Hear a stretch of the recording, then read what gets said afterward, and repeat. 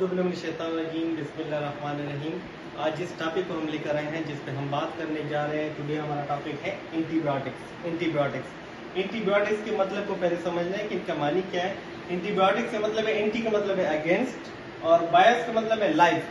जिंदगी के खिलाफ जो काम करने वाले हैं उनको हम एंटीबायोटिक्स कहते हैं। क्या कहते हैं? माइक्रो ऑर्गेनिज्म के खिलाफ जो एक्ट है उनको हम एंटीबायोटिक्स कहते हैं।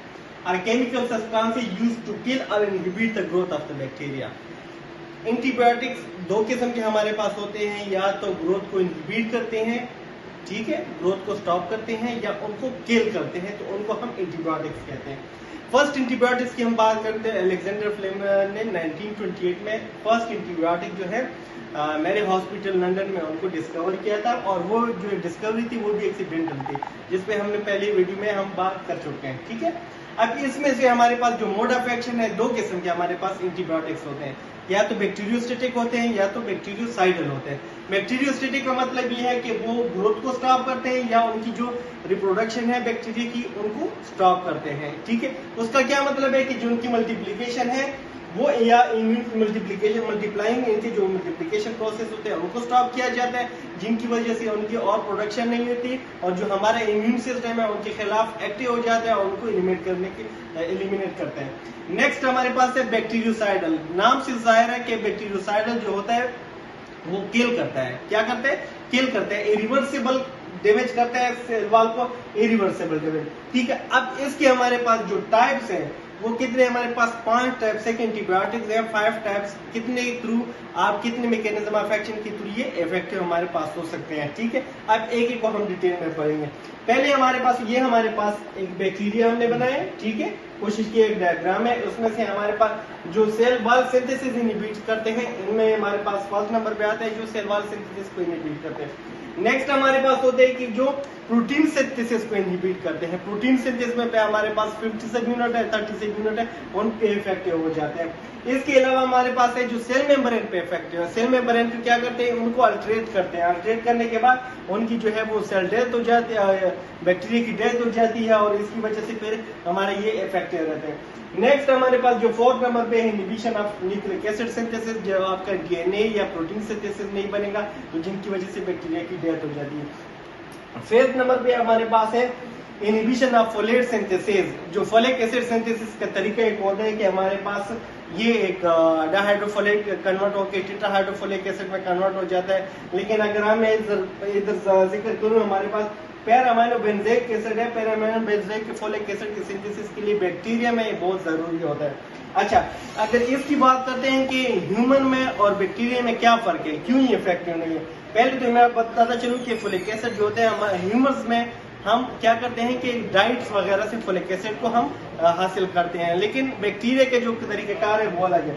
उसमें बाकायदा उनकी बायोसिंथेसिस होती है फोलिक एसिड की। उसका ये है कि पैरामाइनोबेंजोइक एसिड एसेंशियल कंपोनेंट्स हैं फोलिक एसिड सिंथेसिस के लिए।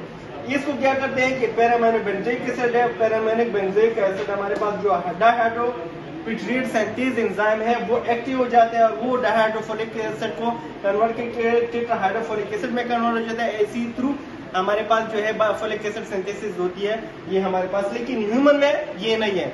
ह्यूमन में ये ये पैरामाइनोबेंजोइक एसिड होता ही नहीं है, और हम डाइट से के थ्रू हासिल करते हैं। अब इधर हम थोड़ा सा जिक्र करें कि अगर मैं आप लोगों से पूछूं कि विच इज मोर इफेक्टिव, हमारे पास बैक्टीरियोस्टेटिक है या बैक्टीरियोसाइडल है, तो कौन सा निशान हमारे पास ज्यादा एक्टिव रहेगा? बैक्टीरियोस्टेटिक हमारे पास होते हैं और बैक्टीरियोसाइडल है। हमारे पास एक ये होता है कि या वो तो ग्रोथ को स्टॉप करते हैं एंटीबायोटिक्स की, या उनकी मल्टीप्लिकेशन है उनको स्टॉप करते हैं, और एक हमारे पास है जो किल करता है और जो इरिवर्सिबली किल करते हैं। तो कौन सा हमारे पास इफेक्टिव रहेगा? आप क्या कहेंगे कि बैक्टीरियोस्टेटिक वाले जो मेडिसिन है वो ज्यादा इफेक्टिव रहेंगे या बैक्टीरियोसाइडल वाले ज्यादा इफेक्टिव रहेंगे? बैक्टीरियोसाइडल वाले वो क्या करेंगे कि वो इरिवर्सिबल डैमेज करते हैं, वो किल करते हैं, तो उनमें चांसेस नहीं होते दोबारा, ठीक है। तो इस वजह से बैक्टीरियोसाइडल जो मेडिसिन या एंटीबायोटिक्स हैं वो ज्यादा इफेक्टिव होते हैं। नेक्स्ट हमारे पास है कि इफेक्ट ऑफ बैक्टीरियोस्टेटिक। हमारे पास बैक्टीरियोस्टेटिक में हम फिर एक एक जो मेडिसिन है उनको डिफाइन करेंगे, उसको एक्सप्लेन करेंगे, लेकिन इधर तक हम ये बात करेंगे कि अगर हम बैक्टीरियोस्टेटिक ड्रग लेते हैं तो वो क्या होंगे, रिवर्सिबल होंगे या इरिवर्सिबल होंगे?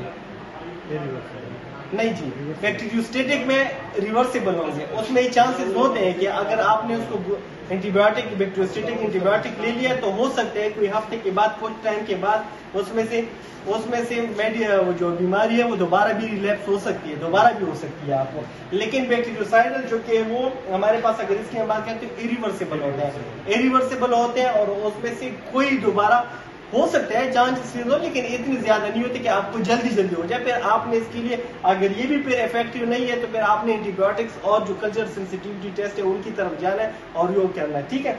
नेक्स्ट वीडियो में हम ये डिटेल में पढ़ेंगे कि सेलुलर सिंथेसिस इनहिबिटर इसकी क्लासिफिकेशन में हमारे पास कौन कौन से आते हैं, या प्रोटीन सिंथेसिस है, इसमें से हमारे पास बीटा लैक्टेम है और बीटा लैक्टेम इनहिबिटर है, ठीक है। प्रोटीन सिंथेसिस में हमारे पास फिर 30 सबयूनिट्स 50 सबयूनिट्स है, सेल मेम्ब्रेन में भी ऐसे इनहिबिशन ऑफ न्यूक्लिक एसिड में हमारे पास कुछ इस तरह के डीएनए गैरेज हैं या कोई और रिफाम्पिसिन है, वो किस तरह इफेक्टिव करते हैं, और फोलेट सिंथेसिस की एक जो क्लास है उनको हम डिटेल में स्टडी करेंगे। Thank you so much.